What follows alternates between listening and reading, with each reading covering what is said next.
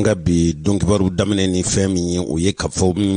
mimbe nale ye l'américain nale ye l'anglais anglais jamana marablo nyemo kro no ye premier ministre kro ye l'anglais ka premier ministre ko ani anga français fanga flani nyo che fanga sigi o jamana o français fanga maraba no ye bandawiye l'anglais ka jamana mara nyemo kro kwani bandaw ye nyonye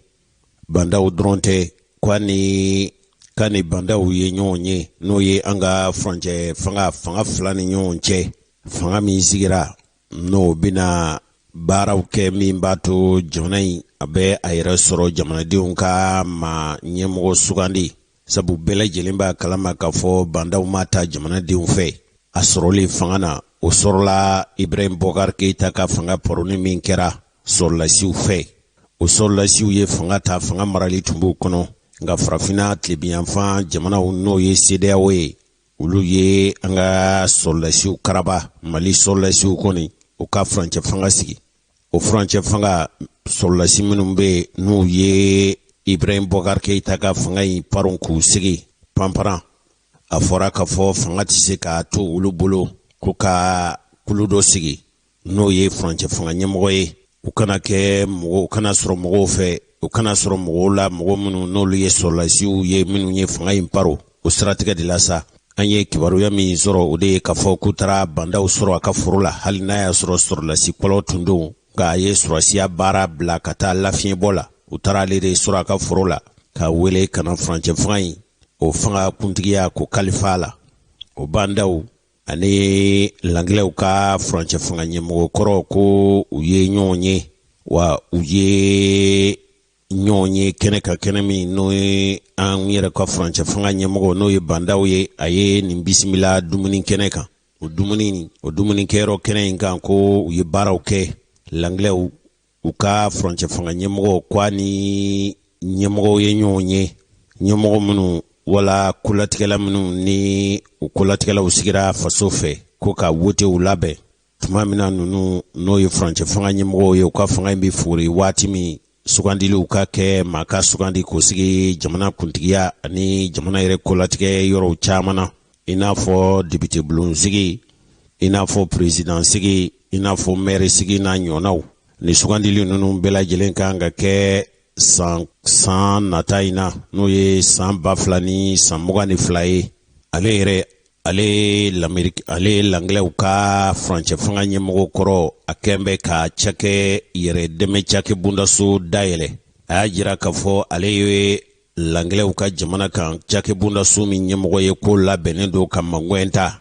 ani ka dɛmɛ ta ka Mali sɛgɛrɛ Mali yɛrɛ labɛnnen don sabu Mali y'a jira k'a fɔ bɛna yɛlɛma dɔw don fanga baara ani fanga marali ani fanga sigicogo la n'a bɛ f'o ma ko réforme institutionnelle hali jamanadenw u bɛna sugandili minnu kɛ n'o dɔgɔ dalen don o sugandili ka daminɛ jamana ɲɛmɔgɔ la n'o ye président ye ka se jamana wasadenw ma n'olu ye députéw ye ka se sigida kolatigɛlaw ma n'o ye maires ye wote min bolo dalen don anw fɛ san nata in na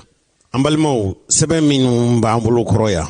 olu y'a jira k'a fɔ ko Tony Blair n'ale ye l'anglais ka jamana marabolo ɲɛmɔgɔ kɔrɔ ye a nali min kɛra anw fɛ Mali kɔnɔ a ɲininkali min kɛra anw yɛrɛw kunnafoni lasebaa dɔw fɛ a ko k'ale ka cakɛbondaso n'o de ye cakɛbondaso min sigilen don ale fɛ ale Tony Blair fɛ a fa jamana kɔnɔ n'a ka magwɛ n'a ka dɛmɛ bɛ ta ka diɲɛ fan wɛrɛw sɛgɛrɛ wa cakɛbondaso in yɛrɛ a b'ale yɛrɛ de tɔgɔ la koyi Tony Blair kɔni a y'a jira k'a fɔ ko a nakun ye fɛn min ye o de ye k'a lajɛ cogo min ale ka cakɛbondaso bɛ se ka magwɛn ta ka ɲɛsin an faso Mali ma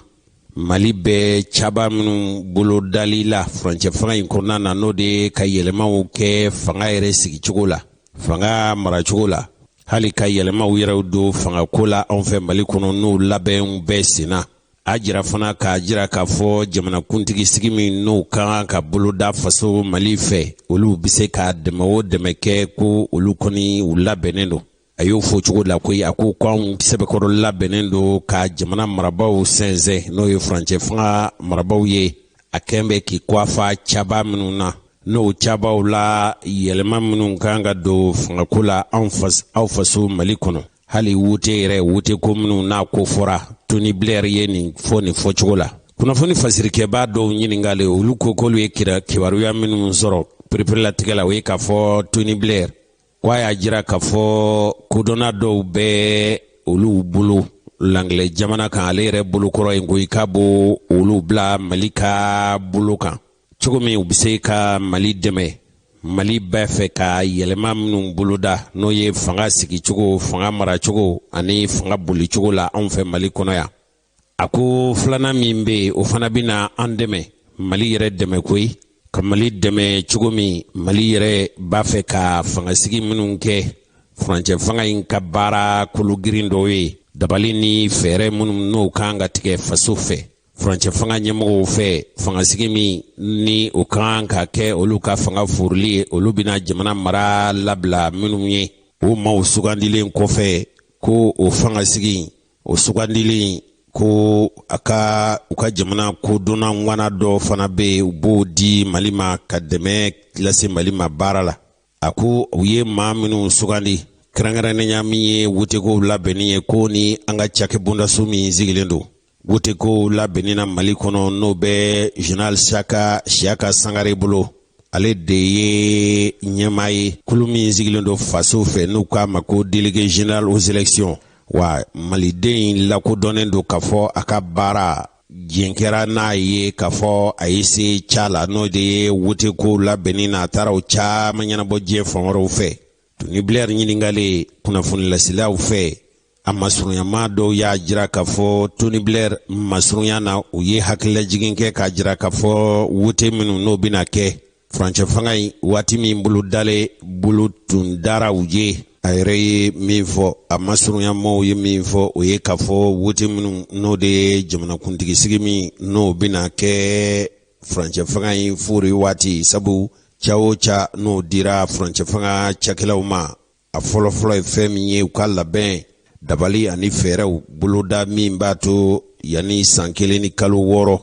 e ko tɔ yɛrɛ tɛ san 1 de ye wa yan'o bɛ fori sugandili ka kɛ ka malidenw wele u k'u ni dɔngɔ kuntigiw sigi ka daminɛ jamana kuntigi la n'o ye président ye ka se wasadenw ma n'o ye députéw ye hali maire minnu fana kan ka sugandi nin bɛɛ lajɛlen o labɛnniw de bɛ sen na Tony Blair masurunya mo ko Tony Blair ka hakilina ye fɛn min ye o ye k'a fɔ danaya tɛ sabati fiyewu o cako fɔlen ninnu na fo k'a sɔrɔ bɛɛ da ka don a ko labɛnni na bɛɛ sen ka don a la a ka kɛ bɛɛ ɲɛna pɛrɛn a ka kɛ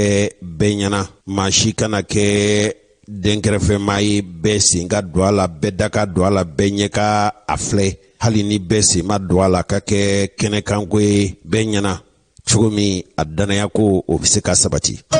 balimaw kabili tarata tɛmɛnen n'o ye marsikalo tile 22 ye kabili sɔgɔmada fɛ tile 3 baarabila bolo dara Mali fantan naani bɛɛ lajɛlen fɛ nin waleya min n'a kɛra anw fɛ Mali kɔnɔ yan kun min b'a la kɛbaaw fɛ olu y'a jira k'a fɔ saracogo min n'i bɛ bɔ dugu la ka taa dugu la i n'a fɔ ka bɔ Kucala k'i bɛ Bamakɔ sɔrɔ yanni ka se Segu i b'i kɔn bila i kan ka wari dɔ sara n'o ye siraba tɛmɛli wari ye u b'a fɔ o de ma ko frais de péage o b'i sara n'a y'a sɔrɔ maa min bɛ bila ni Kucala cɛ n'i bɛ se ka taali ka segin 5 yɛrɛ kɛ tile kɔnɔna na i tɛmɛ o tɛmɛ ko jamana marabaw ko k'i ka sarali kɛ ka sɔrɔ kɔrɔlen n'i ye tile kelen n'i ye tile min sɔgɔmada fɛ n'i ye sarali kɛ tile yɛrɛ kuru kara bɛɛ lajɛlen fo o dugusɛjɛ i ti fɛn sara o de bɔra la ko ni hali n'i ye tɛmɛ ko 10 kɛ Kucala ani bila cɛ i tɛmɛ o tɛmɛ k'i ka sarali kɛ o fɔɲɔgɔnkɔ de bɛ tali bolifɛn tigiw wala tali bolifɛn kɛbaw o ni jamana marabaw ni ɲɔgɔn cɛ komi o kumaɲɔgɔnya min tun bɛ jamana marabaw ni talikɛlaw ni ɲɔgɔn cɛ komi u ma bɛn ko la nin tile 3 baarabila in o de bɛ sen na anw yɛrɛw ka bi donkibaru a bɛ ka lase aw ma kabili Kucala de an caɲɔgɔn min an rajo ɲɔgɔn min bɛ yen n'o ye rajo jama jigi ye kunnafoni ninnu bɛ ka lase ka bɔ yen de a balimakɛ Jusi Tarawele, Yusufu Kulubali ani Yakuba Konate olu bɛ ka laseli kɛ aw ye ka bɔ jama jigi la min yɛrɛ ye Bamakɔ ye Basila ani Arasjal ka fara kunnafoni labɛnni kɔlɛ tɔw kan. Bi donkibaru a bɛ ka lase aw ma ka bɔ Kucala de. Nin ye dalu ye, dalu min b'a jira k'a fɔ rajo Nieta a n'a caɲɔnw olu bɛ Mali fantan naani bɛɛ lajɛlen fɛ. Nin baarabila min ni o bɛ sen na Bamakɔkaw olu y'a daminɛ kabini nin kalo in a tile 22 tɛmɛnen n'o ye tarata tɛmɛnen ye. Yala Yusuf Kulubali Kucala yan yala min fɔra Bamakɔ o tile 3 baarabila in tarata tɛmɛnen sɔgɔma da fɛ ka se bi sɔgɔma da in na araba ma yala baarabila bɛ cogo di aw fɛ Kucala dugu kɔnɔ? Ayiwa karamɔgɔ Jose, an bɛ kunnafoni i ye min di ka an ka dɔntaw ni an ka filɛtaw fila a kɔnɔ. Bi araba an y'a daminɛ kabi tarata sɔgɔma ci fɛn o fɛn b'an bolo ka taa Kucala kɔ kan ni bolomafɛn tigiw kan ka taa n'a ye an ma se ka ɲɛ sɔrɔ a la ka sabu kɛ nin baarabila in ye. O dekun bɛ an kan an bɛ don min na komi bi. An ka dugu ale tɛ foyi ye ni jago tɛ. Jago fana tɛ foyi ye ni taa ni ka segin tɛ. N'a fɔra ko taa ni ka segin baara ko ɲɔngiri tile 3 bɔyanko a bɛ n'a kun bɛ an ka dugu ɲɔngirila tile 3 kɔnɔ.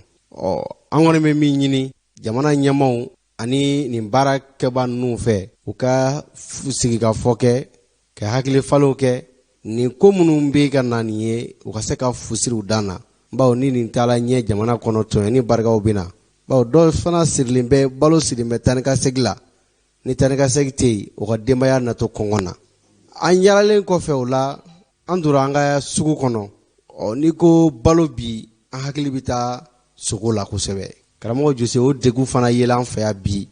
k'a daminɛ tarata sɔgɔma ka na se bi ma sogo ma ye i ɲɛ na. Wayi minnu bɛ a kɛnɛ feere o minnu yɛrɛ b'a a da dibi la k'a feere an ma sogo ye an ɲɛ n'a yɔrɔ si. Nin baarabila ninnu a sababu ye min ye an ni busew ka ɲɛma an ma se ka ɲɔgɔn sɔrɔ a kuma kan fɔlɔ. Ni an nana ɲɔgɔn sɔrɔ ni kibaruya min sɔrɔla o fana kɔnɔ an bɛ n'o di an lamɛnbagaw fana ma. Nka ni degun in kɔni b'an fɛ yan Kucala bi bolomafɛnko ko o tɛ sira sɔrɔ la. An ka nabi timɛ ni fɛn min ye n'o ye sogo ye, misi sogo b'o la, ba sogo b'o la, saga sogo b'o la, o fana tɛ sɔrɔ la. An kɔni t'a dɔn an b'an komi an bɛ taa jaabi karamɔgɔ Juse. N balimaw aw yɛrɛ y'a ye a y'a mɛn Yusufu Kulubali da ka fɔ min ye Kucala ye baara ka gɛlɛ sabu minnu ye talifɛn u kɛra mɔɔw donnin ye saw kɛra mɔɔw hajuɲɛfɛnw donnin ye n'a bɛ fɔ olu ma ko transporteurs hali bisi minnu bɛ mɔɔw donni ka bɔ Kucala ka taa Bamakɔ kunungo an ye lajɛli kɛ an y'a sɔrɔ o si tɛ fu tuma dɔ la bolifɛn kelen kelenw dɔw de bɛ yen olu bɛ boli dɔw y'a jira n na k'a fɔ tiɲɛ don bolifɛn dɔw kɔni taara Sikaso nka hali o yɛrɛ kelen kelen minnu sera k'u dogo ka nin baara in kɛ n'i y'a b'o la caman bɛ yen olu ma baara kɛ. Nin baarabila in de sa u bɛ tali kɛ talifɛnko bɛɛ lajɛlen na dugubaw ni dugumisɛnw kɔnɔ i n'a fɔ dugu ni dugu i n'a fɔ an faso Mali ani a lamini jamana ninnu Mali fantan naani bɛɛ lajɛlen fɛ fɛn o fɛn bɛ yen n'o bɛ tali kɛ talifɛnw la hali Bamakɔ min ye sotaramaw ye takisiw kariw kamiyɔnbaw n'o ye gros porteurs ye minnu bɛ donnibaw ta sen 12 ni sen 14 ka na sen 10 na ani sen 4 na kamiyɔn minnu bɛ yen n'olu bɛ cɛncɛnw ni bɛlɛw donni ninnu bɛɛ lajɛlen bɛ nin ko in na u yɛrɛ y'a jira k'a fɔ k'a daminɛ kunungo ka se bi ma ka se sini ma k'u bɛna baarabila in kɛ u y'o kuma minnu fɔ n'o ye baarabila ye a waliyara kunungo kɛrɛnkɛrɛnnenya Bamakɔ ani Mali fantan naani bɛɛ lajɛlen fɛ hali min ye Kucala ye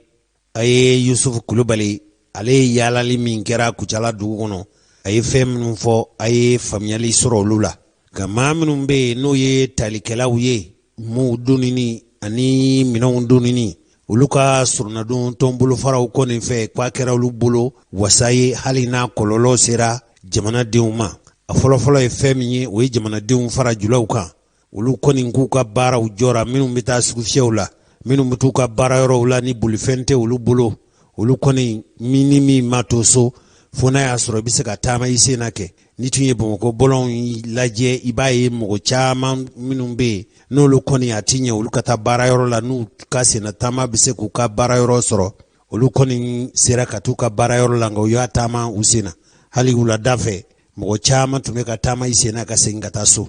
ni tun ye sirabaw lajɛ i b'a ye k'a fɔ sira kɔni tun tɛ ka bolifɛnw fɛ a bɛ fɔ minnu ma ko transport en commun studio tamani y'a jira k'a fɔ ka bɔ sugu ni kura la ka na assemblée da la ani suguba ni rayida ani mɔbiliw bɛ jɔ yɔrɔ minnu sotaramaw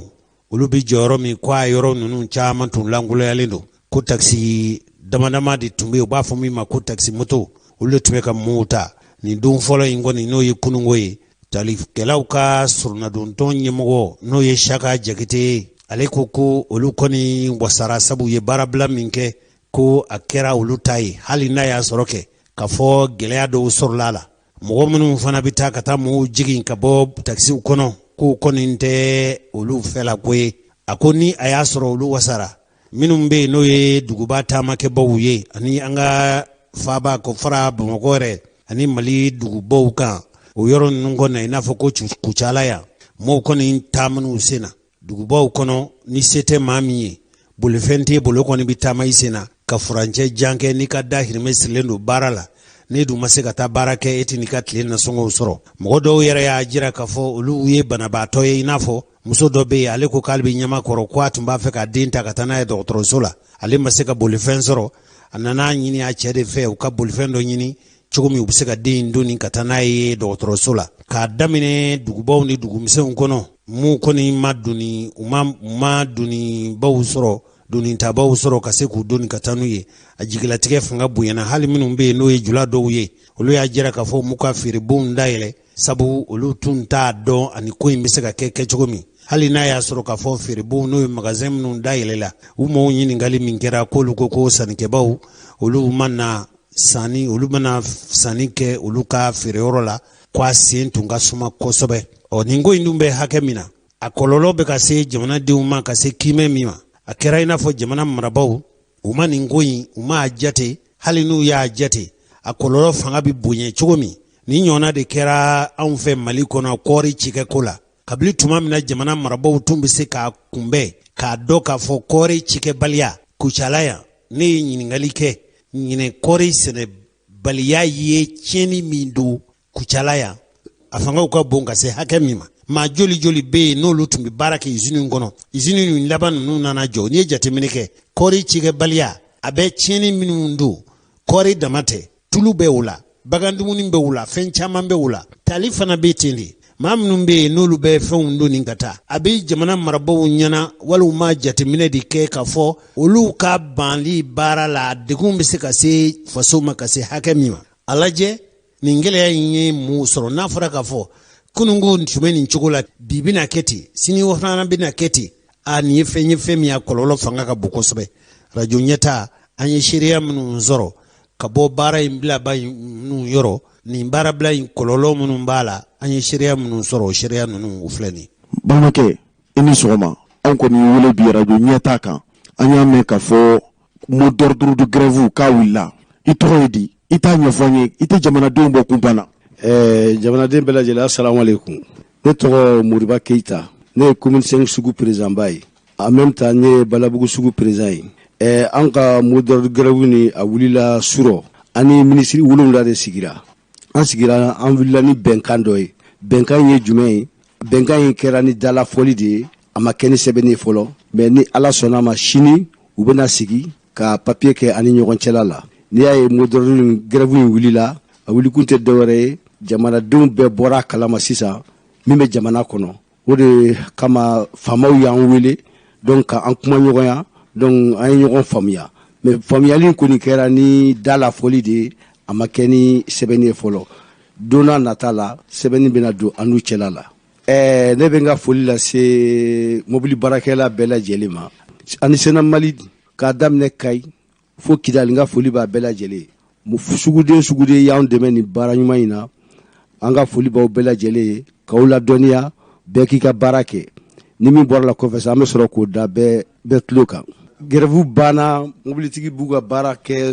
jagokɛlaw k'u ka jago kɛ donc an farala o de kan sɔrɔ k'o daw bɛɛ lajɛlen tulo kan bɛɛ ka to lamɛnni na ni bɛnkan ma lawaleya awa an bɛ segin a dakun kɔrɔ kan sisan anw bɛ fɛ ka min dɔn aw yɛrɛw da sera ma ka fɔ aw ni jamana fanga latigɛbagaw fo ka se minisiriw ma aw n'olu ye ɲɔgɔn ye kunungo minisiri 7 ɲɔgɔn na o b'a yira k'a fɔ nin ko in bɔra siraba matarafabaw minisiri min b'olu tɔgɔ la ale dɔrɔn ka bolo kan aw ka laɲini kun ye mun de ye mun ni mun de tun y'aw ka laɲini ye yala i da bɛ se ka se dɔw ma wa grève in kɛkun yɛrɛ tun ye mun ye bon anw jagokɛlaw ka laɲini ye min ye an ka suguw u ka titiri b'u la dédouanement u ko jigin o kɔni o y'an ka anw sugudenw ka laɲini ye bon péage n'o ye transporteur mobili baarakɛlaw ta ye u ka lajɛ ka segin u kɔ ka dɔ bɔ o fɛnɛ la o y'an ka grève tun boloda cogoya ye puisque n'i y'a mɛn commerce mobili baarakɛlaw don ne ye mobili baarakɛlaw commerce don mobili baarakɛlaw de bɛ commerçant ka minɛn las'u ma bon ni olu ka fɛn minnu gɛlɛyara jagoya don feerefɛnw bɛ gɛlɛya ni feerefɛnw gɛlɛyara a bɛ na jouer dutigiw kan a bɛ na jouer nasanaw kan o hukumu kɔnɔna la an ye ni farankan in kɛ k'a jɛ k'a baara kɛ ɲɔgɔn fɛ ni ne y'i ka kɔrɔfɔ in faamu sisan a bɛ komi baarabila min tun bolodalen don aw fɛ min tun bɛ taa tile 3 la k'a daminɛ kunungo n'o bɛnna kalo tile 23 ma bi fana tun b'a la sini fana ni ko tun taara ɲɛ o fana tun b'a la o baara de jɔlen filɛ nin ye mot d'ordre wulila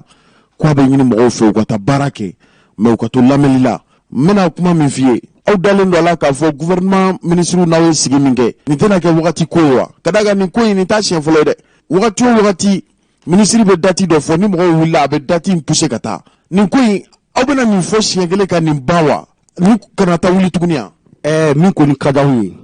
anw ni ɲɛmɔgɔ minnu sigira a ka d'an ye nin ko in ka kɛ ka ba siɲɛ kelen o ka fisa don o don an ka taa nin na an ka taa nin na o tɛ ko ɲuman ye jamana kɔnɔ donc an b'a ɲini ɲɛmɔgɔ ninnu fɛ u k'u ka kumakanw labato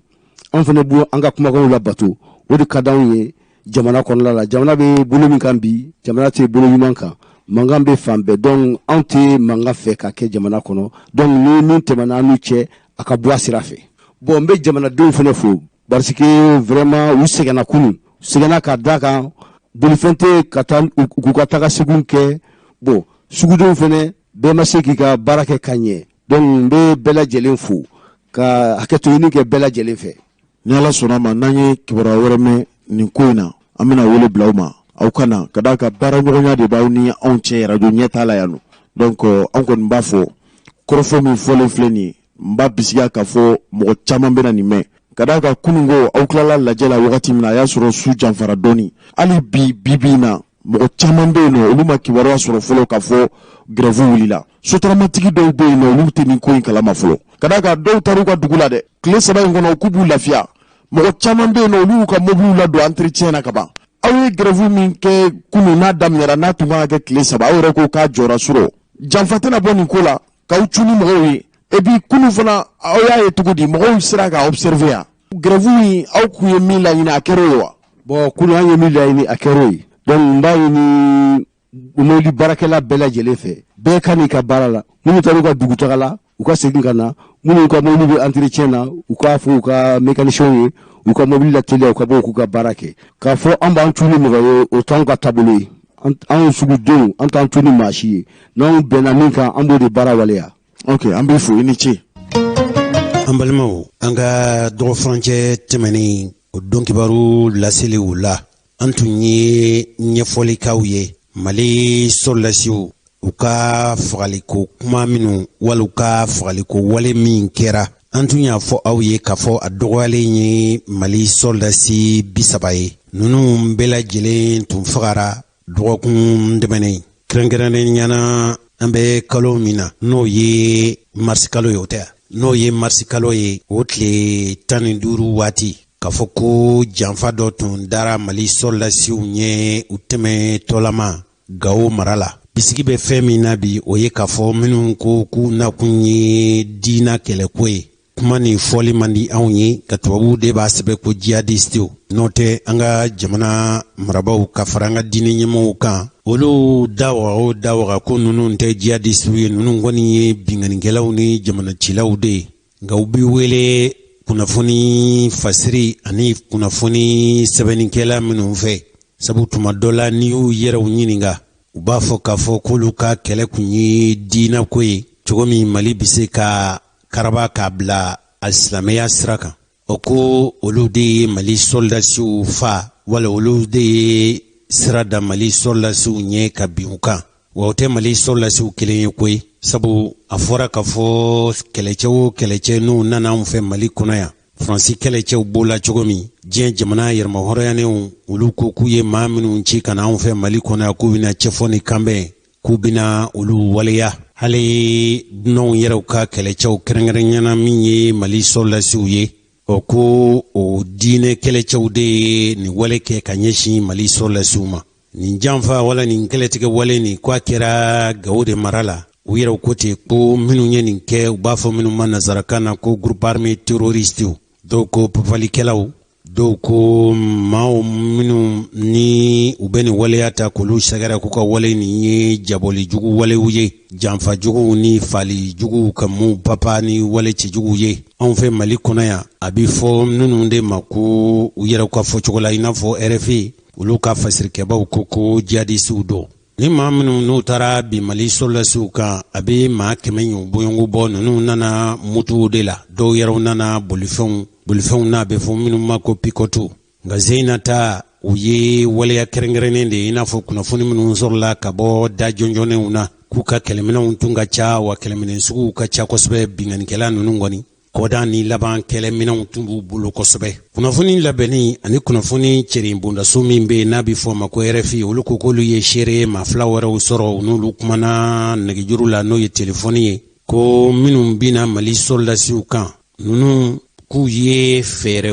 gwɛlɛnw ani fɛɛrɛ kɛgɛnw u ye dabali ni fɛɛrɛ in u ye a dabali n'a fɛɛrɛ tigɛ u ye dɔgɔ farancɛ kelen de kɛ nin ko in labɛnni na ko ninnu tun b'a dɔn kabili ntɛnɛn tɛmɛnen nkan tɛ ntɛnɛn tɛmɛnen ma koyi ntɛnɛn min kɔnna u ɲɛ k'a fɔ ko a tun fɔra k'a fɔ Mali soldasi minnu n'olu bɛ kɛlɛda la ninnu de bɛ taa kɛ olu nɔnabila ye komi kɔrɔlen minnu bɛ yen waati sera sa olu kan ka segin so kura minnu kan ka taa u ye kibaruya sɔrɔ k'a fɔ Mali soldasiw k'u kan ka tɛmɛ sira minnu fɛ sira in ni an sɔngo cɛ tɛ tɛmɛ kilo 10 damadama kan k'u ye janfa de labɛn i n'a fɔ sisan ka firi Mali soldasiw kan nka yan'u ka firiw kan a bɛ fɔ min ma ko embuscade i n'a fɔ ka janfa labɛn mɔgɔ ɲɛ n'a binna o bɛ se ka kɛ dingɛsen ye o bɛ se ka kɛ fɛn dɔ ye n'i y'o kɛ n'u coronna waati min na sa i bɛ sɔrɔ ka kɛlɛ wuli ka s'u ma ko ninnu u nana ni fɛɛrɛ ni dabali min ye o ye k'a fɔ u bɛ Mali soldasiw tila fila ye fɔlɔ n'u tora kulu kelen na u kɛlɛli ka gɛlɛn nka u ye sɔrɔdasi kulu ni u y'u cɛfara de o cɛfaralen kɔfɛ sa u sɔrɔla ka bin u kan i n'a fɔ kibaruya y'a jira cogo min ko nka ko min ye Faransikaw ka kɛlɛbolo min bɛ yen n'u k'a ma ko Barkhane ko ka sanakulu 2 n'o ye hélicoptère 2 ye ko laban ye Mali soldasiw dɛmɛ ko Mali soldasiw caman fagara dɔw joginna u y'olu ta pankulu na ka taa n'olu ye o ye diɲɛ jamana yɛrɛmahɔrɔnyannenw olu ka ciden minnu bɛ yan ko y'u ka pankulu ta ka Mali soldasi joginnenw donni ka taa n'u ye Gawo kibaruya minnu sɔrɔla ka bɔ Mali soldasiw yɔrɔ ko binganikɛla ninnu fana k'u ka a ma nɔgɔyaw bolo fana ka kɛlɛcɛw caman fagara fo ka se araba tɛmɛnen ma marsikalo tile 17 ko a yɔrɔ kofɔlen ko Mali soldasiw y'a kɛlɛmasaya minɛ fo ka se Niger dancɛ la kibaruya minnu sɔrɔla ka bɔ kunnafoni fasirilase sɛbɛn caman yɔrɔ nin ye furancɛ min a bɛ Mali Burkina Faso ani Niger cɛ la kibaruya in fɔra fɔcogo min a yera k'a fɔ Mali soldasi ninnu nin n'a ɲɔgɔnna fali ma kɛ ɲinɛ san na fɔlɔ min ka ca ka nin hakɛ bɔ cogo min na an bɛ faamuyali kɛ Musa Mara a tun bɛ Kucala a tɛmɛsennama selen Pɛsoba Pɛsawakaw u ye ɲininkali kɛ ko a ka ɲɛfɔli kɛ u ye Mali soldasiw fali min kɛra ɲɛfɔli cogo min bɛ Musa Mara bolo o ɲɛfɔli cogo o filɛ nin ye min kɛra tɛsi relève de don a b'a dɔn sɔrɔdasiw n'u taara kɛlɛkɛyɔrɔ la sisan minnu bɛ terrain kan u bɛ kalo 6 kɛ terrain kan u bɛ kalo 6 kɛ sɛgɛnnafiɲɛ na bon minnu mana kalo 6 kɛ terrain kan olu bɛ sɛgɛnnafiɲɛ pendant que dɔw bɛ yɛlɛ u bɛ ɲɔgɔn sɔrɔ yɔrɔ dɔ la ninnu nana ni mobili minnu ye ninnu b'o ta ka taa n'o ye ninnu nana ni mobili minnu ye ninnu b'o ta ka taa n'o ye relève bɛ kɛ ten de bon tɛsi tɛ taa maa min bɛ kɔrɔnfɛla dɔn dɔɔni an sɔngɔ mara don tɛsi ni an sɔngɔ ɲɔgɔn cɛ fleuve Niger bɛ tɛmɛ donc u bɛ relève kɛ cogoya min na relève mun bɛ na u bɛ bɔ Gao ka na u bɛ fleuve Niger jɔ fleuve Niger da la minnu bɛ bɔ Tessit ka na n'olu kan ka taa sɛgɛnnafiɲɛ na olu bɛ na olu b'u ka mobili jɔ ninnu bɛ ba tigɛ ka dɔ ninnu ka mobili ta ka taa ninnu bɛ ba tigɛ ka dɔ ninnu ka mobili ta ka segin u b'a kɛ ten de mɔgɔ ninnu kɛlen ka ba tigɛ olu bɛ nalen relève kura bɛ nalen tuma min na de u attaquera terroriste ma minnu bɛ ka taa sɛgɛnnafiɲɛ na u m'olu attaquer parce que minnu bɛ kalo 6 kɛ terrain kan olu fana entraînelen don ka tɛmɛ minnu bɛ nalen o de la minnu ye kalo 6 kɛ n'olu bɛ ka taa u m'olu attaquer minnu natɔ don kura ye olu de natɔ u y'olu attaquer bon ni relève sugu mɔgɔ 100 ni kɔ compagnie a man ka se ka kɛ ka sɔrɔ au moins hélicoptère kelen ou bien 2 tɛ sanfɛla la ka sécuriser o yɛrɛ ye armée ka règle dɔw ye mais o ma kɛ zeyina ta la bon o ma kɛ zeyina ta la sans doute moyen ko don mɔgɔw hakili ma t'a la u ma bila sen kan nin bɛɛ bɛ ko la mais nin bɛɛ ye min ye dɔrɔn armée marayɔrɔ fɛnɛ na gɛlɛyaw bɛ yen insuffisancew bɛ yen erreurs bɛ yen incompetences bɛ yen malheureusement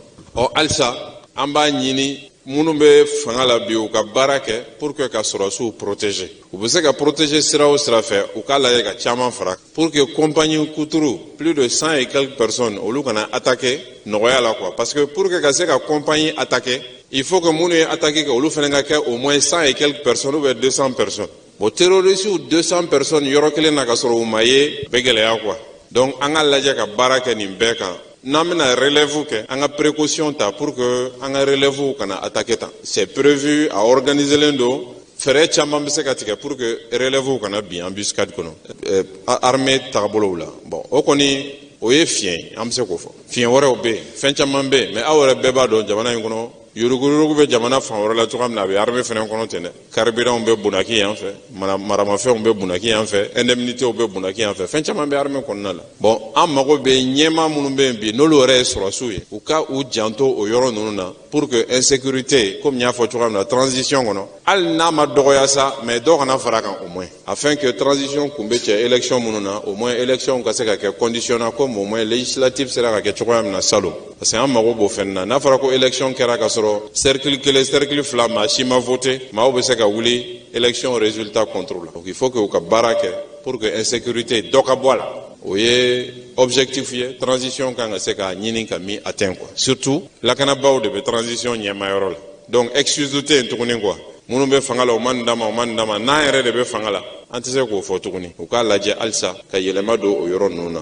o ye hakilina ye an bɛ hakilina min fɔ. an balimaw nin tun ye musa mara ale ye jamana in bɛ dako min kan kɛrɛnkɛrɛnniyana min ye furancɛ fanga in ale y'a ye cogo min o tun ye nin ye nka an balimamuso wɛrɛ bɛ yen n'o ye Aminata Dramane Traoré ye o Aminata Dramane Traoré minisiri kɔrɔ tun don farafinna ka se a yɛrɛ kɔrɔ farafinna k'a yɛrɛ ta bingani ani ntarakili minnu bɛ ka taa ka farafinna sɛgɛrɛ ale y'o o ŋanaba ye a ye sanjan caman de kɛ a bɛ ɲinini na anw faso fo ka se farafinna ma bingani wale minnu bɛ taa k'u sɛgɛrɛ hali basigibaliya minnu bɛ taa ka Mali sɛgɛrɛ an bɛ waati min i n'a fɔ ko bi min ye Aminata Dramane Traoré ye ale ko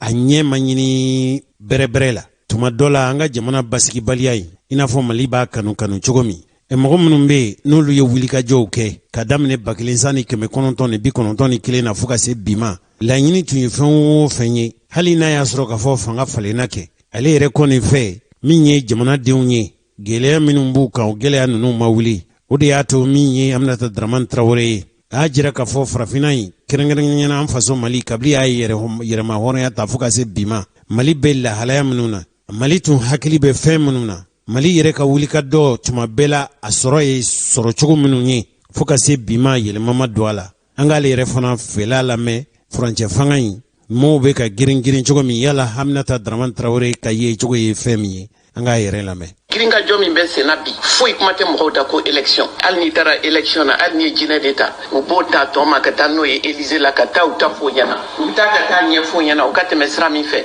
n'a ma tɛmɛ sira fɛ u b'a mago sa an y'o faamu n y'o fɔ faama kelen fɛn o fɛn nana min ka ɲi o min man ɲi o an danna min na an ma da min na u y'u bɛɛ wele k'u ta f'u ɲɛna aw b'anw poussé k'an ka bɔ ka taa élection na n'i y'a lajɛ bi ka kow taabolo lajɛ muso joli de da bɛ nin kuma ninnu na a ka dɔgɔn dɛ cɛw damaw de don cɛw de b'a ɲɛfɔ ye cɛw de b'a ɲɛfɔ anw bara yan muso kelen min da b'a la n'o bɛ se président da la minɛ n'o y'u ka ministre de l'armée Florence Parly anga mo shi bunya tanyo ayoro u kelen do be muso kelen de taka bukela wasa kuma gele menum ayi chanki jode ka fo ango ambi dialogue min ke yad ni ku fa fa teke barkan teta wa accord be plan neuf donc ni ukumo ni kono abi comme 600 ni coup d'état olu de kan na fa bala kateme malion ka coup d'état te ko yimaye mo shi tunte coup d'état ni mais en coup d'état nani nandini mais fraje ba fait bi anga finitigi nunu autorité de la transition ka fendo mo ka dubulu u kana yi mo shi ninga u kateme ni fendo e dron passe comme ça ni 18 mois ni kono olu be mi ni en fait ango kedron o tege dore ko sonde au béquet parce que Macron finit de faire kaka élection gagnée en 2022. Nya na la fait kaka bima fukata c'est mars kana kunche mena na ni livre ni chapitre par chapitre ka nya fon yana minu ba kono nya mi famu no se kan permet ka en free nous bolo kanga jamana bubulu anga adresser mo ni funga hakili intelligence ango nyanyini de malion ka intelligence malion ka famuyali uye famuyali ke mais famuyali min be sisa nanga ango ke c'est que mo de willendo ka joini no no liande membagay magoro matnya fo nako ko kanko ko barkan kata ko re kante français fait a foray ante français fait de français min ko fo a kan ke flakono anto de fait français min ko jomaya wale mi jomaya wale utakan se kan anto de fait mais frajo baby français mo baby minu ambeka minu fo lu fena bi ko fay iye sanse ginke ini Hollande aw ye sanse ginke o manye soro kula anga soldat bu kasa utaw be kasa anga nyanyini anga bo ko ya met david ba ko visite damale ayam wole kuna vandila ko kibara krengrane be e ciga ni folke jamana do komi abi wati bo ango kumana buru kumaka ka jira ka fo gora min négociation na ko buru ka ke bidure kuma cara ko sobe ku ba fa ka bidure ba fa ka ke bidure bon angu ya fo ka tenu kan ka fo ami kuma nyala mais amakla don an klala mi assemblée générale doke et après am so ka kuma fo mo wi na ile ru di mo ma yen sumolo che na la sona ma jabi jono mi soro bon ala kitlaw de la bi kunu mi le 22 mars ala ke ani ministre kumana bi an wala dajira jamana ka jira ka fo ministre ga la ni mi bituru yi an de do de mana bolo wa aya do 70 ka fo aba fe ka ke o no ye ka bulajo deme matériel nyama nyinga duma ka kore kuyi mi matériel ko ye juru bi se ka dula bankunda o be yoro bi se ka nyini o bi se ka war soro mina ka o bi ka matériel duma bulajo ko duma parce que amano bibi na mogo be bulajo partir la kosobe do ni deme do be se ka do mogo mako ke o min fola jama jena na ye kuma re bien ka fo o bara ango ke o je kera na ye ka fo buri mina to biduru la mais a biduru mi jama ya la nyini fana ka fa ka damine le 1er avril jama ro la nyini no ma se ministre ma folo o nala ke ni bengan kero la to à partir du 1er avril ala ande me amina buru to biduru la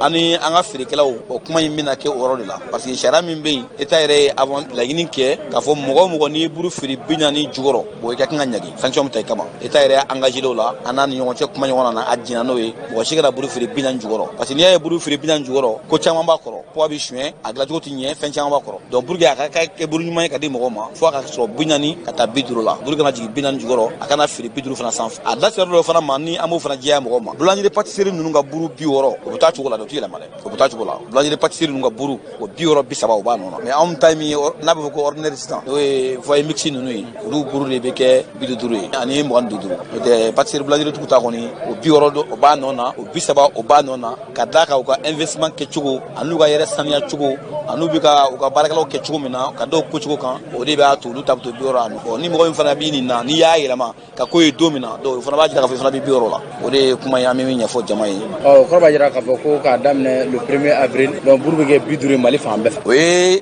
blanjo ka langini eta ministre ko ya langini aka kai mais ko papier ma signé fo an na kana nya fo blanjo fraude o ka jena blanjo jena nai maintenant sisan blanjo ya demandé di ko aka damne le 1er ko mais ani livre lu bara ñon fe o wado de to ambulo an wado de tout bolo commission yi ko chaque le 15 abe warbi duma o le 15 ka kana datugu kalo sala abe datugu le 16 abe datugu le 1er donc na datugu la ambila ni min kera sa eta ka to aka damine ola mais eta bina jeno atina jeno yi ne to jala tike mais ani la ni min ke anga yelo na 500 o de ka fo à partir du 1er ko na ala sonama dans toutes les territoires du Mali fantan nan be fe bo ko ni ka teteble de Mali fantan nan be de fe buru be fere bidru la awa atiku mo fana na ka buru fere bisa ndoro kononto gram bisa ba binyani o ya dolen bay a chalimba o bidru gram mo anduru gram bisa ba o ye mo anduru o dolen ba o dro mo o fana sa fere kan kononto donc o ye Mali fantan naani bɛɛ ye buru bɛna feere o de la n'Ala y'a nɔgɔya. Ayiwa aw ka farine bɔrɔ ko dɔ bɔra sɔngɔ na wa? Farine bɔrɔ dɔ ma b'a sɔngɔ na, fɛn ma bɔ a la dɛ. Farine kɔni bi 3,900 3,800 a b'o la 4,000 farine b'o yɔrɔ ni ɲɔgɔn cɛ. Mais État ye min fɔ o yɔrɔ la o de ye kitiko ninnu ye, c'est-à-dire que u bɛna dɛmɛ dɔ don ka boulangerie essayer ka moderniser n'u sera k'a kɛ ko jamana in kuma dɔ n'i b'a fɔ i bɛ fɔ k'i farati u bɛ fɛn dɔ lɛru ta mais a tɛ bɔ a sira fɛ mais ministre min b'an kunna an dan b'a la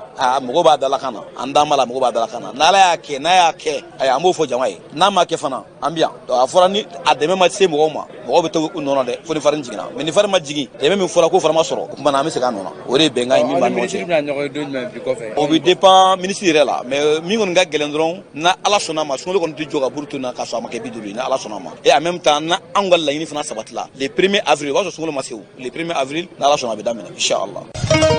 Alimaw a dɔgɔ furancɛ kelen bɛna kɛ siniyalamisa ye ko min ye Magma Gabriel Konate ale ye ministre Kajatu Konare n'ale ye seko ani dɔnko ministre ye ko jɔna sigi o ɲininkali minnu n'o o kɛra la o bɛ tali kɛ fɛn caman kan a dɔ ye jumɛn ye coronavirus ko tile in na yala baara minnu bɛ kɛ ale fɛ o baara ninnu yala o lahalaya bɛ cogo di lakana ko in na ani fana ko duguduguma kumaw dɔw fɔra ka fɔ ko artisanat feere la ko Institut National des Arts n'o ye INA ye ko feere la k'a fɔra k'a fɔ ko feere la sɔrɔ ɲɛɲinikɛbaa dɔ ma ministre ye a ka jigilatigɛ jira yala Institut National des Arts n'a bɛ fɔ a ma ko INA yala feere la wa maa minnu bɛ yen n'olu bɛ Mali dɔnko ni seko n'a kanu bɛ olu la kosɛbɛ yala a feere la wa n'a feerela a feerela ni lahalaya jumɛn ye ministre kɔni ye a ka jigilatigɛ jira a y'a jira fana k'a fɔ wele bi bila jamana marabaaw ma jamana yɛrɛ ka foroba bonba ninnu feereli bɛ se ka jɔ cogo min u yɛrɛw ka fɔcogo la k'u b'u cɛsiri cogo bɛɛ lajɛlen na min b'a to jamana yɛrɛ bɛ se ka baara ni jɛlenya ye cogo min min yɛrɛ ye Magma Gabriel Konate ni ale sɔrɔla mɔgɔ tɔmɔlenw fɛ k'olu kɛ kɔrɔsigi ye Magma Gabriel Konate ale ye Conseil national de transition mɔgɔ ye minnu bɛ bi n'u bɛ wasadenya jɔyɔrɔ la hali n'u tɛ wasaden a ɲininkali min kɛra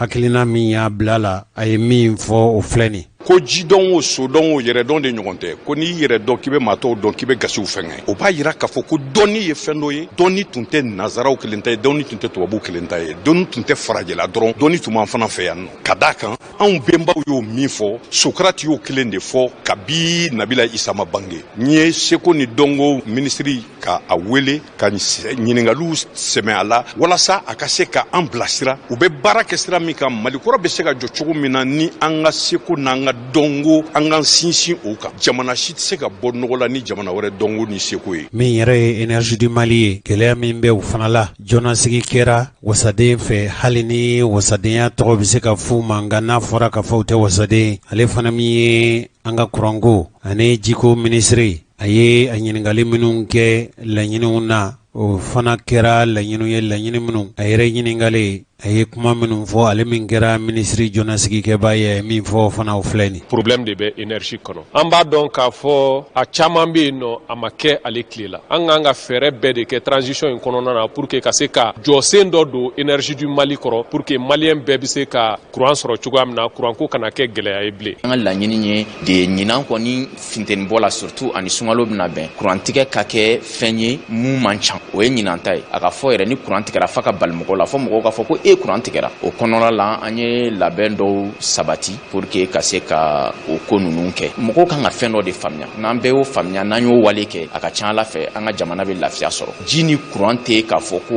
doni de talen don ka dan kɔ a kan ka di population ma mais ji ni courant kan ka kɛ fɛn de mun bɛ an yɛrɛ dɛmɛ ka bɔ nɔgɔ la o de y'anw ka laɲini ye o ye ka EDM bɛ dingɛ min kɔnɔ ka EDM bɔ o kɔnɔ ni EDM bɔra o kɔnɔ o ye ka baara latigɛ mun b'a to anw ka se ka courant yɛrɛ sɔrɔ k'an bɔ fo an fɛnɛ k'a feere kɛnɛma mɔgɔw ma condition dɔw bɛ kɛ an na minnu ka gɛlɛn mais o n'a ta o ta anw nalen an y'a jateminɛ k'a fɔ ko ninnu bɛ ka condition minnu kɛ u ka gɛlɛn an y'u bɛɛ wele mun kana tabali la an ka fɔ ka bɛn k'a la an ye mun fɔlɔfɔlɔ fɔ o ye de Mali denw tɛ se ka continuer ka wari sara u ma courant mun jeni an n'u bɛnna mun na u ye an ye projet dɔ monter mun b'a to an bɛ courant mun jeni désormais an b'o wari de sara min bɛ se ka sigi sen kan joona joona ni bɛ se k'a fɔ yɛrɛ ko o baara ka nɔgɔn kosɛbɛ o ye tile b'anw fɛ yan abondamment panneau solaire ni fɛnw olu commandeliw i bɛ taa sɔrɔ usine hali n'a tɛ k'an fɛ yan nɔ aujourd'hui i bɛ yɔrɔw sɔrɔ i mago bɛ quantité min na olu bɛ se k'o livrer ma joona.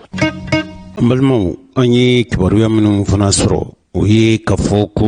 mugu ciliw jɔra. O mugu ci u jɔra ka sabu kɛ tubabuw b'a fɔ mɔgɔ minnu ma ko jihadistew. Ni ko i b'a fɔ cogo min cɛkɔrɔbaw aw ni musokɔrɔbaw ka faamuya sɔrɔ o de ye k'a fɔ dɔw kɛn bɛ ka marifa ta an faso Mali kɔnɔ yan. Wa Mali yɛrɛ kelen tɛ koyi, diɲɛ jamana caman bɛ a silamɛya fanga ka bon jamana minnu kɔnɔ wala u b'a fɛ ka jamana minnu kɛ a silamɛ jamana ye. Mɔɔw bɛ mɔɔw la olu ye marifa ta, u bɛ ka kɛlɛ kɛ o jamana ɲɛmɔgɔ ninnu ani jamana kanabaw. Hali ni dunan minnu kɛra nafɛn ye ni i sen donna kɛlɛ la olu b'i kɛlɛ, a bɛ fɔ olu ma ko jihadistu. O jihadistu ninnu k'u ni donsow bɛnna bɛnkan dɔ la ɲɔnɔ mara la. Sɛbɛn minnu bɛ yen olu ye ɲɛfɔli kɛ nin kalo in tile 16 ka jira k'a fɔ ko nka nin bɛnkan in waati latɛmɛ don. U bɛna a lajɛ furancɛ kɔnɔ nka nin bɛnkan in tuma dɔ la a na kɛ lafiya ye ka ɲɛsin ɲɔnɔ n'a mara ma.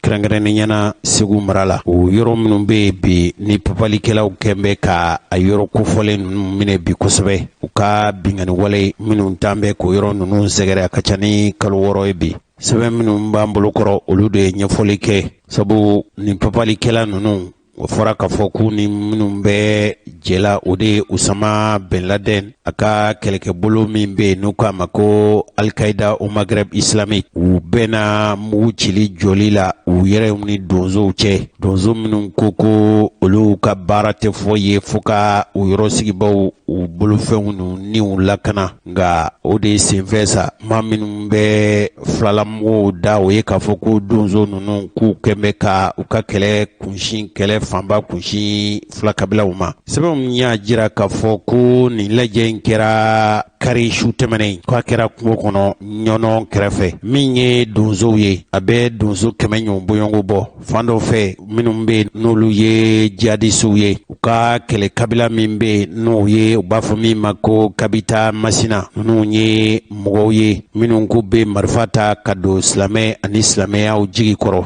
Nin kɛlɛbolo min bɛ n'u ko olu ka kɛlɛ kun ye alisilamɛw ni silamɛya jigiya walew ye. Olu fana ni Osama Ben Laden olu ka kɛlɛkɛbolo min bɛ n'u k'a ma ko Al-Qaïda au Maghreb islamique. Ninnu bɛ marifatigiw ye. Kibaruya minnu b'an bolo o ye k'a fɔ ko nin kɛra Mali alisilamɛw ka jɛrɛtɔnba n'o ye Haut Conseil islamique du Mali ye. K'a kɛra olu ka cidenw tun ye ninnu ye maa 8 de tun bɛ yen ko ninnu tun cira Mali silamɛw ka jɛrɛtɔnba fɛ n'o ye Haut Conseil islamique du Mali ye ka taa cɛfɔ ni kanbɛn ani sigi ani ɲɔgɔn faamu u bɛ se ka latigɛ cogo min. O ko kibaruya in fɔra Haut Conseil islamique ko latigɛlaw dɔw fɛ olu ko olu ni sɔrɔla nin ko la ko o sigi ka fɔ ko de nana wolo mugu cili jɔli ye u ni ɲɔgɔn cɛ furancɛ kɔnɔ. An balimaw bɛnkan ye mun ye o de ye k'a fɔ diinɛ marifatigi ninnu ani donsow jɛna u bɛnna k'a ye k'a fɔ waati furancɛ kɔnɔ u ka muw bila minnu ye a yɔrɔ sigibaw ye ɲɔnɔ mara la kɔni. Kabila minnu bɛ yen n'o ye bamananw ye fulaw o ko u bɛɛ bɛ se ka taa u ka foro ci kɛ ni min b'a fɛ ka taa bagan feere o k'i na se ka t'i ka bagan feere kɔlɔlɔ t'a la. O ko jihadisi minnu bɛ yen n'o de ye ko k'u ka kɛlɛ kun ye diinɛ ye k'olu ko maa 10 ɲɔgɔn bɔɲɔgɔn minɛlen don bolo k'u ye layidu ta k'a fɔ u bɛ o mɔgɔ ninnu labila min ye donsow ye. Donsow u ko tiɲɛ don anw fana bɛna aw bila aw ko k'aw bɛna kun ye dugu kɔnɔ diinɛ laseli ye ani wajuli ye ko an b'aw to ye aw kana wajuli kɛ. Nka u y'a ɲini nin dɔgɔfurancɛ damadama in kɔnɔ k'a to ci ka lase a kan ka lase yɔrɔ ninnu bɛɛ lajɛlen na i n'a fɔ ɲɛfɔli kɛra kɛcogo min. U y'a jira fana k'a fɔ diinɛ ɲɛmaa minnu bɛ yen n'a bɛ f'u ma ko kadiw de bɛ kiritigɛlaw olu ka jɔyɔrɔ la ko olu na se k'u ka kiriw tigɛ tuma min ni yenkaw yɛrɛ y'a kanu ka fɔ an ka kiri ka tigɛ diinɛ ɲɛmɔgɔw fɛ minnu sigin bɛ ka kiiti alisilamɛya sariya la boli k'o latigɛ ko jɛn ka kɛ n'o ye. U y'a jira fana k'a fɔ ko min ye suturafiniw ye n'o ye hijabu ye k'o donni ye wajibi de ye. An bɛ hakɛto ɲini kɛ aw fɛ min ye hijabu fini donni ni wajibi don ani jagaw minnu bɛ minɛ ko da ma se o kuma ninnu ma nka nin ko in labɛnbaw cɛfɔ ni kanbɛn o latigɛbaw n'o ye Haut Conseil islamique mɔgɔw ye olu de nin kuma nin fɔ nin fɔcogo la ko diinɛ kɛlɛcɛ ninnu ni donsow k'u jɛna u yɛrɛw bɛɛ lajɛlen ka jɛ ka yafa ɲɔgɔn ma kɛlɛcɛ minnu tora kɛlɛda la ani tiɲɛni minnu kɛra ko bɛɛ ka yafa i ta fan ni min ka bolofɛn tiɲɛna wala min ka maa fara ko jɛn ka kɛ u ni ɲɔgɔn cɛ u k'a kɛ ji bɔnen ye u bɛ se ka hadamadenya yɛrɛ sabati cogo min cogo min na an bɛ se ka faamuyali kɛ Haut Conseil islamique ɲɛmɔgɔba n'o ye Sheikh Sherif Usman Madani Haidara ye ne hakili la k'a fɔ ale da sera kuma in ma tuma min na a bi segu ɲininkaliw selen a ma a ye jaabi min di o filɛ. An bɛ fɔ i ka ɲininkali la mais ɲininkali min don an bɛ degunnen don an b'a degun kɔnɔ mais toujours an bɛɛ de bɛ fara ɲɔgɔn kan ka dugawu min kɛ Mali ye jamana in Ala ka tiɲɛ de b'a kɔnɔ Ala ka nkalon bi jamana in y'o dɔrɔn de an karamɔgɔ an wulila k'an seko kɛ nin ko in na fi sabilillahi Ala de kama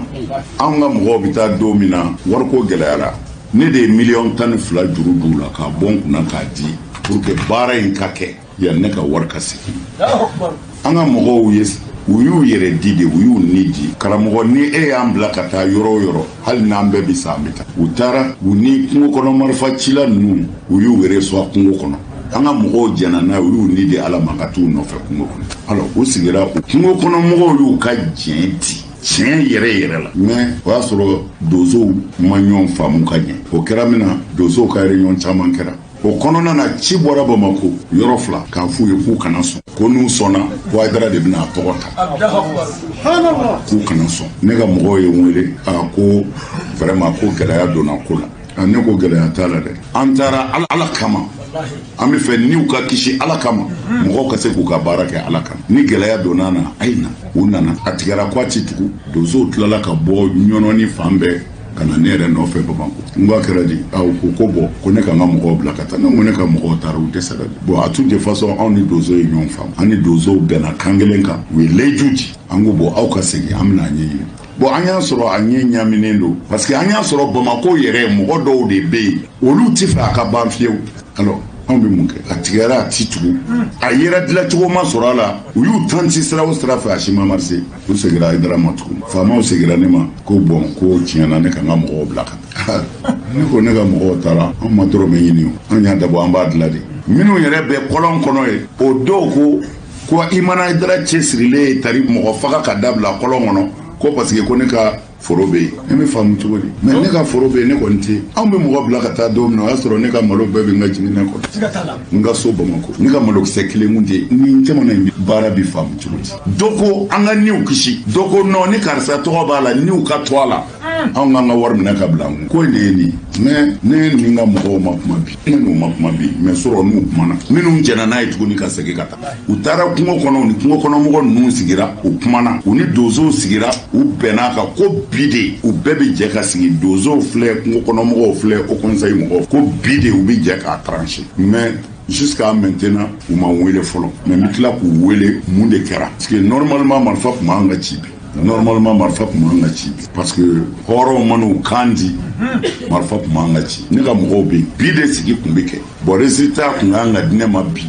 bon comme u b'a dɔn ko mawuludu dugawu kalan bɛ u m'an wele mais n bɛ tila k'u wele mais anw cɛsirilen don faso in fɔ a ka suma de n'an ma dɛsɛ mais fɔ bɛɛ k'a dɔn cɛnnikɛla dɔw de bɛ jamana in ji jukɔrɔ Ala ka jamana in kisi u tɔɔrɔ ni an ka ɲini Ala fɛ toujours Ala ka tiɲɛ dɛmɛ a banna. An balimaw an sigilen don a kan ka fɔ waati nata ninnu na Haut Conseil islamique ɲɛmɔgɔba bi n'o ye Sheikh Usman Sherif Madani Haidara ye ani Haut Conseil islamique tɔnden tɔw u bɛna kunnafonilaselaw wele bɛn kɛra min kan ka ɲɛfɔli kɛ nka faransikaw tɔgɔ la kunnafoni lase sɛbɛn min bɛ yen n'a bɛ fɔ a ma ko sɛbɛn dama tɛ u bɛ a sɛbɛn wa u b'a fɔ o ko dugu min bɛ yen n'o ye Farabugu ye hali bi Farabugu bɛ jinɛ kɛlɛcɛw bolo on b'a fo cogo la on ga dɔnnikɛbaa dɔw n'o ye diinɛ dɔnnikɛbaa dɔw ye ko ninnu tɛ jihadisiw ye a ma k'a sugu o sugu ye sa ni marifatigi ninnu farabugu bɛ ninnu bolo bi a ka ca ni kalo 6 ye nka nin ko in kɛra karisu tɛmɛnen in de ko o kɛlɛcɛw n'o ye u ka kɛlɛbolo min n'o bɛ masina amadu kufa fɛmaw olu ni usama bin laden u ka kɛlɛbolo n'o ye alkaida o magreb islamique ye u bɛnna k'a fɔ ko ka mugu ciliw jɔ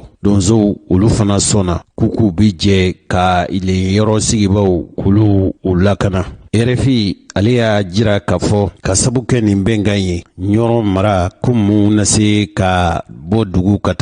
ka taa forow ci kɛ hali ni min ye bagan jula ye i bɛ se ka t'i ka bagan feere minnu minɛlen don donsow fɛ ko donsow minnu minɛlen don bolo yamaruya fana dira k'a fɔ diinɛ kɛlɛcɛ ninnu k'u bɛ se ka taa wajule ani diinɛ laseli k'u bɛ se k'o to kɛ dugu kɔnɔ i n'a fɔ u cɛfɔ ni kanbɛn kɛra cogo min ko nka ko nin ɲɛ sɔrɔla ni Haut Conseil islamique ye olu fana ye nin fɔ cogo la tan o mugu cili k'u bɛɛ n'a kan ka fɔ mugu cili bɛna jɔ kalo 1 furancɛ kɔnɔ yanni fanga marabaw u ka nin ko in lajɛ ni ji ɲɛma jɔlen ye jamana kɔnɔ nin ko ninnu a kodɔnna ŋmana dɔw bɛ minnu ni olu ka hakilijagabaw n'u ka ɲɛfɔliw ani ka ɲɛɲininiw Buakarba ale kɔni y'a jira k'a fɔ tiɲɛ don ni lahalaya min n'o o bɛ Mopti mara la a kɛra i n'a fɔ nin ye ko kɛta ye a ye se ka ɲɛ koyi nin bɛ se ka kɛ ko ɲɛta ye mun yɛrɛ u bɛ se ka da nin ko la koyi Mopti ani Segu mara la nka fo ka perepelatigɛ di k'a fɔ nin t'a siɲɛ fɔlɔ ye cɛfɔ ni kanbɛn ani mugu cili ni bɛnko la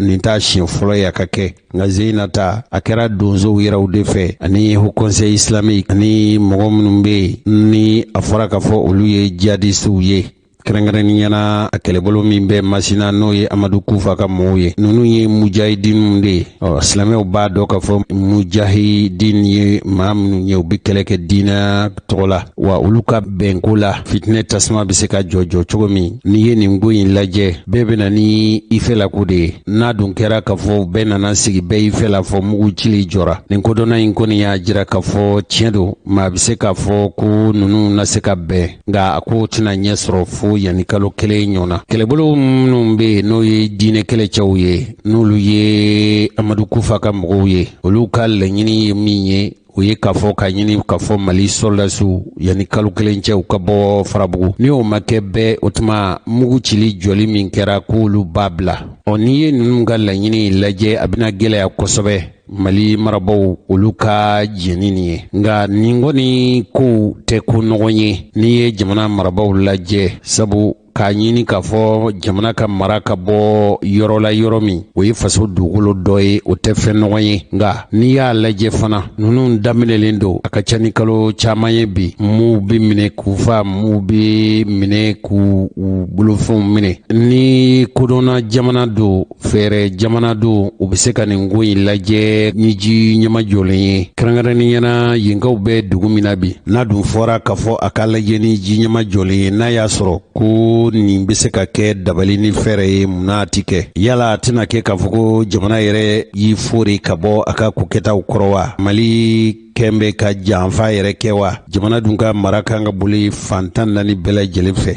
n'a yera o ye cogo la nka an k'a lajɛ yala tiɲɛ jumɛn bɛ nin yɔrɔ kofɔlen na dɛ farabugu kɛrɛnkɛrɛnniyana sabu farabugu ni Muritani bɛ dancɛ bɔ u ka kɛlɛcɛ minnu bɛ yen RFI y'a jira k'a fɔ n'a bɛ fɔ olu ma ko mujahidiniw k'o de kɛn bɛ ka nin yɔrɔ in bɛɛ lajɛlen minɛ wa u ka mara de bɛ boli se min ka d'u ye o de bɛ kɛ o tuma a ka gɛlɛn k'a fɔ o tɛ diɲɛ tɛ kɛ n'o ye a ka lajɛ ni labɛn cogo b'a la ni fɛn bɛ se ka labɛn min b'a to jamana bɛ se ka segin nka a bɛ segin ni danaya munnaw tɛ kɛ RFI y'a jira k'a fɔ ko olu taara cɛfɔ ni kanbɛn o minisiri ko u taara o minisiri bondaso la k'olu ko fo ka se nin yɔrɔ in ma dantigɛli wɛrɛ tɛ olu fɛ u yɛrɛw ko ten k'u ba makɔnɔni kɛ ko Conseil islamique du Mali mɔɔw taara ci min kɛ sabu o Haut Conseil islamique sɛrifukɛ n'o ye Usman Sɛrifu Madani Hayidara ye ne hakilila k'a fɔ a ye ɲɛfɔli kɛ nka fo k'a fɔ aw ye k'a fɔ a ye nin kuma min fɔ o kɛra Segu Mawuludu kɛ kɛnɛ kan kunnafonidilasilaw ka ɲininkali bolila kan nka ka se nin yɔrɔ in na dɔ la don nata ninnu na u bɛ se k'u kanbɔ ka ɲɛfɔli latigɛlen kɛ aw yɛrɛ y'a ka kumaw mɛn a y'a jira k'a fɔ ko u cira nga fo ka se u don su kɛnɛma fɛn tun ma fɔ ale ye aw ka bɔ o don na sa ka se bi ma i b'a sɔrɔ a bɔra fɛn wɛrɛ kalama ni kibaru lase wɛrɛ kɛnɛ sigira ni min sɔrɔl'o la an b'o lase aw ma inshallah. An balimaw a ka dɔ mɔgɔ la Mali kɔnɔ ni nin diinɛ ɲɛma in tɔgɔ fɔra maa min t'a dɔn kuma dɔ la yɛrɛ kɛ n'a mankutu fɔra jamanaden fanba hakili bɛ taa jamana bɛ lahala min na ani jamana a haminankobaw olu bɛ se ka makaran cogo min na walima a dɔ la olu bɛ se ka tanga cogo min na o ye Imam Mahmud Diko de ye n'a ma ɲɛ ka fɔ baara minnu bɛ ka kɛ nin diinɛ ɲɛma in fɛ a dɔ bɛ tali kɛ jamana yɛrɛ a ka hɛrɛw latagani na nin de senfɛ kulu dɔw bɛ yen walima kɛnɛrɛ jɛkulu dɔw bɛ yen olu de nana fara ɲɔgɔn kan ka kɛ jɛkuluba ye jɛkulu min n'olu bɛna dɛmɛ don Imam Mahmud Diko ka hakilina ma an ko de ma ko Club de soutien international à l'Imam Mahmud Diko a bɛ wagatinin bɔ bi olu bɛ taama la ka taa se jamanadenw ma Bamako sigiduguw kɔnɔ fo ka se jamana kɔfɛla ma kɛ o wulikajɔ dɔ de senfɛ kari tɛmɛnen min bɛ tali kɛ sigida filanan na n'an ko a ma commune 2 du district de Bamako a quartier min bɛ yen n'u ko a ma ko hippodrome 2 o quartier sigibaw de bɔra ka caya ka kulu bisimila walima ka kulu kunbɛn kulu min bɛ tali kɛ Imam Mahmud Diko a ka hakilina la fasabaw la fo ka kɛ laɲini kɛra ka se ka nin kulu yɛrɛ bolo fara sigi nin sigida in na o baara daminɛw de senfɛ wele bilala radio Nieta ma a dɔɔnin kelen tile ma anw ye seereya minnu sɔrɔ o seereyaw de filɛ nin ye ni histoire lajɛ yɛlɛma o yɛlɛma changement o changement n'a bɛna a bɛɛ lajɛlen bɛna o nacogo de la ka kɛ changement ɲɛmɔgɔ ye ka kɛ changement leader ye a ka di bɛɛ ye nka a ma nɔgɔn ko caman de b'a nɔfɛ ko caman de b'a nɔfɛ n'i ko k'i b'a kɛ ko caman bɛ ɲɛsin ma i bɛ fɛn caman mɛn i bɛ fɛn caman ye o de bɛ maa caman siran k'u makun nka Alahu Taala nana ni mɔgɔ minnu ye a kama Ala b'u dɛmɛ ni a dusukun sabatilenya ye Alahu Taala b'a dalanɛ d'u ma ka dusukun d'u ma ka limaniya d'u ma ka hikma d'u ma dɔnniya ani hikma o tɛ kelen ye o de kosɔn Ala ko Kuranɛ kɔnɔ yu'til hikmata man yasha hikma ani kodɔn ale Alahu Taala de b'a di mɔgɔ ma mɔgɔ min mana ja dɔnniya tigilamɔgɔw ka ca nka hikma tigilamɔgɔw man ca Ala ye hikma di maa dɔw fana ma mais Ala ma dusukun sabatilen d'u ma ka jɔ ko ɲɛma Ala m'o nɔgɔya dɔw fana ye ni Alahu Taala ye cɛkɔrɔba don an garizigɛ la k'a kɛ Mali garizigɛ ye cɛkɔrɔba min Alahu Taala ye a dalanɛ d'a ma k'a dɔnniya d'a ma Alahu Taala ye a limaniya d'a ma Alahu Taala ye a kodɔn d'a ma k'a sabali d'a ma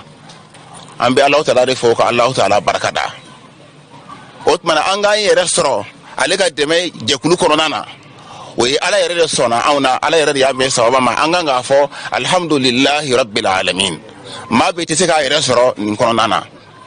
fan wɛrɛw bɛ yen jɛkulu wɛrɛw bɛ yen taafa wɛrɛw bɛ yen i b'i yɛrɛ sɔrɔ o la nka mɔgɔ min ko n ka dilanni kɛ sigida kɔnɔ mɔgɔ min ko n ka diinɛ tɔbɔtɔ mɔgɔ min ko n ka faso tɔbɔtɔ o tuma na ka jɔ n'a ye i k'i yɛrɛ sɔrɔ o tigi dɛmɛ b'a la o ye Alahu Taala ka dɛmɛ de ye n'o tɛ a Sheikhul Imam Mahmud Diko bi Mahmud Diko tɛ o bi tɛ kabini 2000 ma se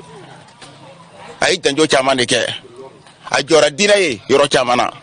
a jɔra faso ye yɔrɔ caman na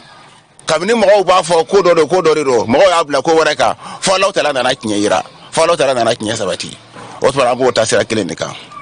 o tuma an b'an jija hali sisan an ka dɔn k'a fɔ an bɛ sira ɲuman de kan an fana k'a dɛmɛ a ka laɲini bɛ se ka sabati cogoya min na an seko ye min ye an k'o kɛ an yɛrɛ ka Ala fo ka Ala barika da a ka fara a kan n'o tɛ a ɲɔgɔnna man ca nin waati in na n'i taara jamana wɛrɛw la olu de b'a dɔn olu de b'a valeur dɔn ka tɛmɛ anw yɛrɛ kan maa min bɛ yen ni Alahu Taala ye diinɛ d'a ma ka diinɛ faamuya d'a ma ka tila ka diɲɛ bɛ taa taabolo min kan k'o fana faamuya d'a ma ka tila ka dusukun sabatilen d'a ma ka ɲɛsin o ma o man ca an bɛ diɲɛ kɔnɔ bi waati min na n'Ala y'an ka ɲɛmɔgɔ kɛ o ye an bɛ Ala fo ka Alahu Taala barika da o kan o tuma k'aw bɛɛ lajɛlen encouragé an k'an jija hali sisan an seko ye min ye an k'o kɛ ni Alahu Taala sɔnna ma Alahu Taala b'a dɛmɛ Ala b'an bɛɛ sababa ma waati yɛrɛ kuroni kɔsɔn n sera ka min sɔrɔ k'o fɔ teliyara o de ye nin ye n kun nana dɔrɔn ka kɛnɛ assisté de n'u ye n bila kuma la assalamu alaikum wa rahmatullahi wa barakatuh. Ni ko nisɔndiyabaatɔ ka tasuma faga n'a daji m'a faga a nuji b'a faga Mamadou Diko ko la ne nisɔndiyalen don cogoya min na Ala b'a dɔn kira b'a dɔn depuis Mamadou Diko ye mouvement daminɛ depuis bi tɛ ne b'a dɔn n b'a tɔgɔ dɔn mɔgɔ b'a dɔn min b'a dɔn ka tɛmɛ ne kan o ye cɛkɔrɔba kɔrɔkɔrɔ ye o ka kɔrɔ ni de ye o ye fo kɔrɔnfɛla ye o ye min fɔ ne Mamadou Diko kan ne b'a dɔn komi an ka karamɔgɔw kuma na olu ye kuma bɛɛ lajɛlen fɔ k'a ban pewu kira ko ten sallallahu alaihi wasallam a ko al-mu'min lil-mu'min kal-bunyan yashuddu ba'duhu ba'dan silamɛ aw de bɛ ɲɔgɔn gɛlɛya ni silamɛw n'a ye ɲɔgɔn bila Ala k'an kisi k'an tanga kafuru bɛ tulon ka kalan tɛ Ala deli o la Ala ka kafira nagasi biro in sigira a diyara an ye a bɛnna ma a ye kuma fɛn o fɛn fɔ an y'a mɛn ni Ala sɔnna a ma an bɛna baara kɛ o position na ni Ala sɔnna a ma an bɛna baara kɛ o position na komi kuma caman tɛ ne fɛ kuma bɛɛ fɔra k'a ban n bɛ jama fo jama min bɔra ka na an tɔgɔ la an b'u fo k'u ni ce k'u ni baraji k'u ni cɛw yɛrɛ ye wasalamu alaikum walhamdulilahi rabbil alamina shukran lak. Nin ko anw y'a daminɛ bi tɛ o biro de tun bɛ sigi nka baara yɛrɛ anw tun b'a la bi tɛ mouvement fɛn fɛn kɛla anw ye jama labɔ yan kɛ tugu ɲɔgɔn kɔ ka taa hali si n'a ko an ka bɔ yanwana sinɛsi denmisɛnninw anw ne pɛrɛlen don k'a kunbɛn anw m'a ko bi an ma ko sini anw m'a ko jamana ko la an m'a ko ala ko la ala ko de y'a to an y'a dɔn wo fana a mago bɛ jamana na cogo min anw mago bɛ jamana na cogo la cɛkɔrɔba bɛ sɛgɛn min na anw denmisɛnninw kama don n'o tɛ cɛkɔrɔba min bi foyi ala ko ko bɛɛ banna nka a bɛ sɛgɛn na o de kama wa anw wulilen de ye nin ye i pétrole de la bi anw wulila an t'a dabila dɛ y'an wulilen de ye su ni tile n'a mago banna an bɛ yan an tɛ taa yɔrɔ si an bɛ yan wa an bɛ bɔ i b'a fɔ ko wɛrɛ su ni tile n'a wulila an ma kɔ wa mɔgɔdigo ko an ti ma lamɛn dɛ mɔgɔ mɔgɔ n'a fɛn fɔ an tulo t'a la n'a tile tɛ fɛn fɛn min fɔ an tulo t'a la u bɛ fɛn fɛn fɔ soso ni fɛnw an mago t'olu la olu ye kuma wɛrɛw ye anw mago bɛ min na anw m'o dɔn wa mɔgɔdigo ko an ti ma lamɛn dɛ mɔgɔ mɔgɔ n'a fɛn fɔ an tulo t'a la n'a tile tɛ fɛn fɛn min fɔ an tulo t'a la u bɛ fɛn fɛn fɔ soso ni fɛnw an mago t'olu la olu ye kuma wɛrɛw ye anw mago bɛ min na anw m'o dɔn bon kuma tɛ yen. Assalamu alaikum warahmatullahi ta'ala wa barakatuh. Alors, on est des assistants Kouyaté, Femmes Veuves ka présidente, Association pour l'appui aux veuves et aux enfants déshérités, à l'hippodrome D. Aïwa, Alissa ame folie de quête. Ame Mamadou Diko de là, nous yanga imamouye. Donc, ame folie bele bla, anga imamouye. Mba fa ebe bara mina anga jamana kona ali biame do ore kai. Ala ka shijani kene ani labanko nyimala ko dama. Ame folie bla Mohamed Touré no est présent. Nous club de soutien présent. Folie belebele beseme Mohamed là. Mohamed nite senge atinina. Ale debe imam kar chunyema sanga aniwati. Amba fo kosebe imam toyala. Kalibi ambe do ukaye abechinu na imam ka kola. Ala ka fanga dama ya rabiama. Club yi ala ka todma dama.